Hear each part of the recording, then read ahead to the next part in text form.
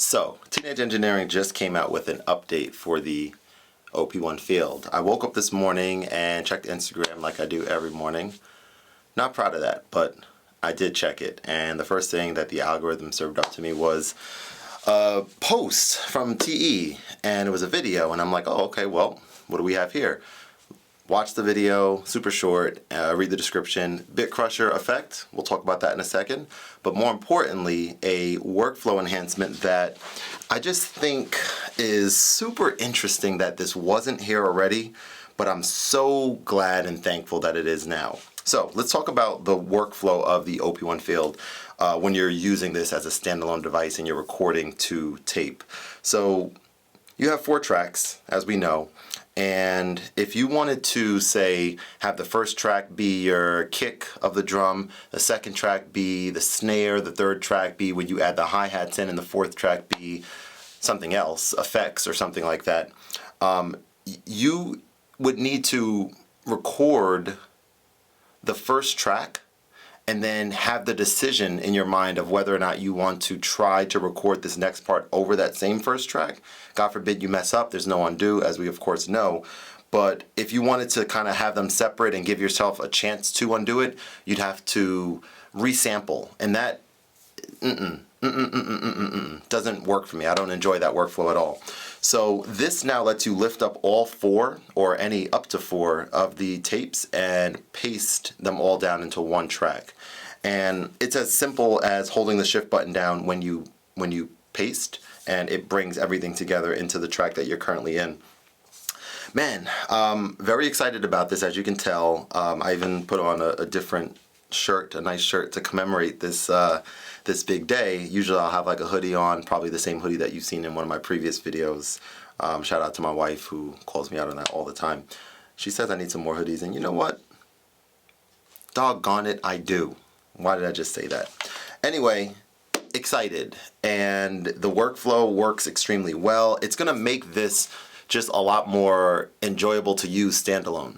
I talked about it in an earlier video. I've been treating the OP1 Field more like an accessory to something else than a standalone device. For me as a piano player, I love the workflow of sending my Nord piano sounds into the input and then playing on that keyboard, which is just so beautiful, and I love playing on there so much, and the sounds are amazing. And I can record that stuff directly to tape and then add some OP1 Field drums or effects or things like that, and I'm really enjoying that immensely.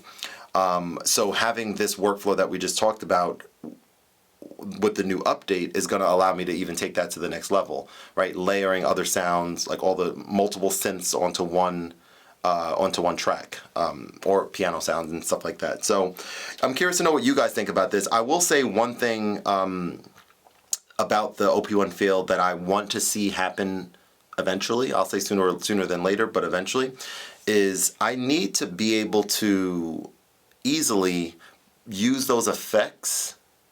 And actually, as I'm saying this, let me pause for a second.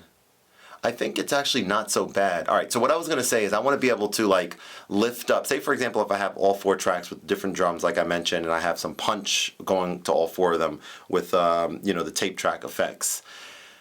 When I lift and paste, of course those effects are they're not being recorded, right? They're only recorded when you're actually in the drum sampler or synth or on your synth engine. And so as I'm thinking about this, I need to get into the habit. I'm going to actually do it right now. I need to get into the habit, as my wife is calling me now. Let me see what she needs from me. Give me one sec. Hello? Girlfriend is wide awake. Don't take what you say. Hey, baby girl, how are you? Good. All right, I'll be right up. Let me just finish this video, okay? Alright, let us take a shower. Love you. We're going to have fun tonight. Oh, she hung up. Okay, so I got to cut this short. But one of the things that I was saying is that when I'm experimenting with drum sounds, like, I need to get in the habit of adding the effect to the drum here.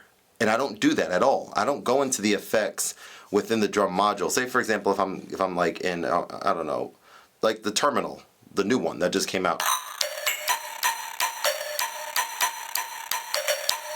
So now that of course, is on. All right, so what I was going to say earlier is null and void, but it is still relevant for my voice. So I still want to be able to connect my M1 monitor and have the headset and like loop my own voice and add effects to it. And I can't do that on here as is. If there's a way to do that easily, let me know in the comments. But thank you so much for watching. Let me go upstairs and get the rest of our day started. We have a fun little double family date thing. I don't know. Me, my wife and daughter, and one of our best friends and his wife and their daughter are going out to see this Christmas light thing and then going out to dinner. So I'm super excited for that. Thank you for watching. Like and subscribe to the video if you enjoyed it, if it was helpful, and consider becoming a channel member. Channel memberships are live on my channel, and you should check them out.